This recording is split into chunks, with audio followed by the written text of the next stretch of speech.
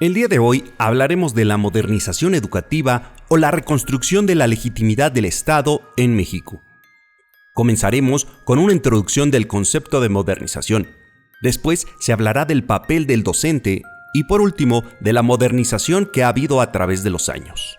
Vamos a introducirnos en el concepto de modernización.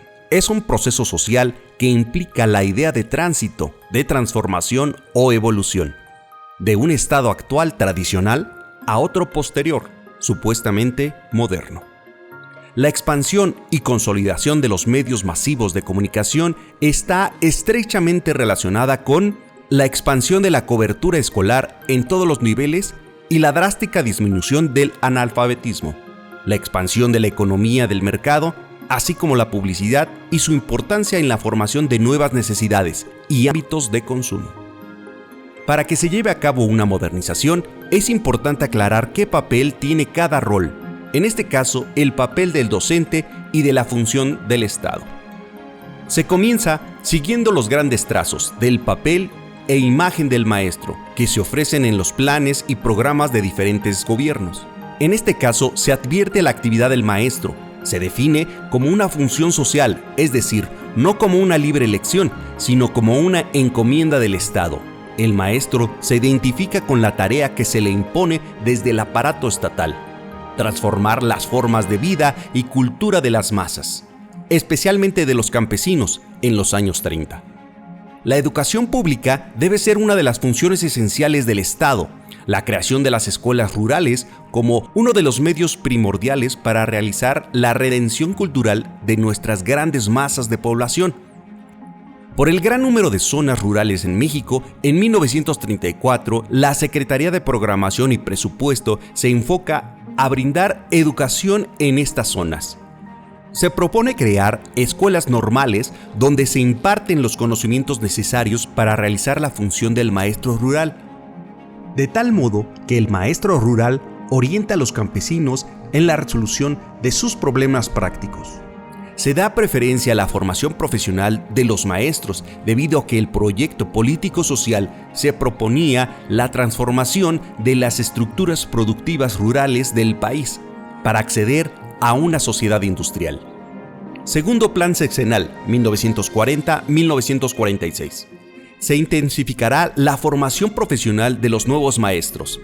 Se indicarán otras acciones, tales como la elaboración de manuales, las becas para maestros y alumnos de normal para enviarlos al extranjero, a perfeccionar su preparación. De 1949 a 1965, desde finales de los años 40 y durante los años 50, la educación se consideró un medio de cambio. Se afirma que el gasto educativo es una inversión pública y la educación un servicio público que satisface necesidades de la población, con el objetivo de cumplir con las metas de la educación primaria, propuesta en el plan de 11 años, lo cual implica también una ampliación de la enseñanza normal. Para mediados de los 60, en las políticas económicas y educativas, se enfatiza su papel como medio de movilidad social. Así se abre la posibilidad de que la tarea del profesor se vea de un modo diferente. La preparación de los maestros se piensa para crear igualdad de oportunidades de acuerdo con la vocación y aptitudes. Al inicio de los años 70, en el programa de inversión financiamiento del sector público federal, sostiene que la educación es un rubro de bienestar social, una necesidad que lleva a la construcción de escuelas. La ideología de la movilidad social a partir de una mayor escolarización se vincula a la inversión de la formación de capital humano. En la década de los 70 se hace patente el Plan Nacional Indicativo de Ciencia y Tecnología, centrado en la atención a zonas urbanas y su orientación hacia actividades productivas, industria, comercio y servicios. Se plantea, pues, una reforma a la educación normal que adquirirá un sesgo profesionalizante más profundo: docencia, investigación, difusión y extensión. A finales de los años 60, el gobierno mexicano comenzó una política comercial en las formas de producción. Esto explica el impulso a diversas reformas educativas entre los años 70 y 80. Se trata de fundamentar el cambio en la formación de los profesores y de la educación, ya no con base en imperativos políticos, sino en elementos cognitivos. Elevar la calidad de la educación, la cual depende de mejores planes y programas de estudio, contenidos y métodos adecuados, material didáctico, instalaciones y sobre todo con maestros cada vez más capacitados. En los años 80, la educación se concibe como un derecho social que permite el desarrollo profesional del trabajador. Se vuelve insistente el propósito de elevar la calidad de la educación por vía de la formación y capacitación del magisterio. Se mantiene la idea de que la educación es un factor de desarrollo que tiene por objetivos el empleo y la distribución del ingreso que lleven a una sociedad igualitaria, para transformar el crecimiento económico en el desarrollo social. Sexenio de Salinas de Gortari, 1988-1994. Durante este sexenio, su objetivo fue impulsar cambios en la estructura del sistema educativo y de sus instituciones. Su política trajo modernización educativa, donde se visualizó con la modificación de los contenidos curriculares y el replanteamiento de las relaciones entre educación y trabajo. Se crea el Plan Nacional de Desarrollo, 1989-1994.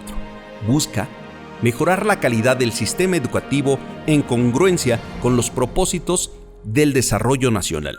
Elevar la escolaridad de la población. Descentralizar la educación y adecuar la distribución de la formación educativa a los requerimientos de su modernización de acuerdo al Acuerdo Nacional para la Modernización de la Educación Básica. Se desea fortalecer la participación de la sociedad en el quehacer educativo.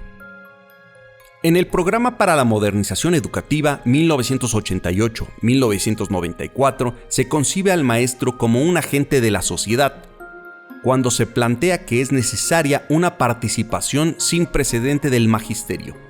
En la modernización educativa son los responsables primeros de llevarla a los hechos. Los propósitos de la modernización educativa es elevar la calidad de la educación, que se hace depender de la revisión de contenidos, de la renovación de métodos, de la formación de maestros, de la articulación de los diversos niveles educativos y de la vinculación de los procesos pedagógicos con los avances de la ciencia y la tecnología. Una de las tareas fundamentales debe ser el apoyo al magisterio y la previsión de los mecanismos idóneos del reconocimiento. Hemos llegado al tema, Acuerdo Nacional para la Modernización de la Educación Básica, en 1992. De acuerdo con el liberalismo social, la educación se concibe como el pilar del desarrollo integral del país. El liberalismo social ofrece pautas de una educación de calidad que prepare mexicanos con libertad y justicia. Antecedentes del Acuerdo Nacional para la Modernización. La estrategia de la Secretaría de Educación Pública fue obtener tareas prioritarias educativas, articular el esfuerzo del Estado y municipios. En una palabra, diseñar una educación pública nacional. En esta hazaña educativa corresponde un mérito sobresaliente al magisterio, pues es el maestro el protagonista de la obra educativa del México moderno. El aumento de recursos significa una ampliación educativa, pero no necesariamente tiene un efecto satisfactorio en la cobertura si estos son utilizados incorrectamente. Es indispensable que estos recursos vayan acompañados de nuevas estrategias favorables al sistema educativo. Entre ellas destacan los contenidos, materiales educativos y la motivación y preparación del magisterio. Entonces, ¿qué se necesita para lograr la modernización educativa? La reorganización del sistema educativo. Se requiere de la participación de un federalismo participativo y de la participación social, con la magnitud en la obra educativa, maestros, padres de familia, autoridades escolares y autoridades de distintas esferas de gobierno. ¿Para qué es importante la modernización? Para la reformulación de los contenidos y materiales educativos. Los planes y programas de estudios de educación básica tienen una gran antigüedad, y han sido sometidos a reformas esporádicas y fragmentarias, que tuvieron éxito en su tiempo, pero hoy muestran deficiencias y son criticadas por toda la comunidad educativa. Por ello, es preciso definir los retos del porvenir y formular una política educativa que defina las acciones del gobierno y la sociedad para alcanzar objetivos propuestos. Es decir, centrar el plan de estudios en los conocimientos realmente esenciales. La revalorización de la función magisterial es función e importancia del docente para el Acuerdo Nacional de Modernización. El protagonista de la transformación educativa en México es el maestro, pues es quien transmite conocimientos, fomenta la curiosidad, conoce virtudes y debilidades del sistema educativo. Por ello, dentro de la transformación educativa es revalorar la función del maestro. Lo anterior comprende la actualización, el salario, su vivienda, la carrera magisterial y el aprecio social por su trabajo. Ya que el docente juega un papel fundamental, se busca forma de incentivarlos. La carrera magisterial da respuesta a dos necesidades de la actividad docente: estimular la calidad de la educación y un mejor rendimiento profesional, material y de la condición social del maestro. La promoción horizontal del profesional docente consiste en que ellos accedan dentro de la misma función a niveles salariales superiores con base a la preparación académica, actualización, desempeño profesional y antigüedad de servicios, y en niveles de la carrera magisterial. Por último, hemos llegado a la conclusión de que la actualización del sistema educativo en México debe dar respuesta a las necesidades socioculturales que lastiman al país, siendo inclusiva, adaptativa y humanista, tomando como referente a los actores principales del proceso educativo. La eficiencia de este avance depende directamente del compromiso y la adecuada aplicación de quienes intervienen en ella, siendo la tarjeta de presentación el desarrollo humano.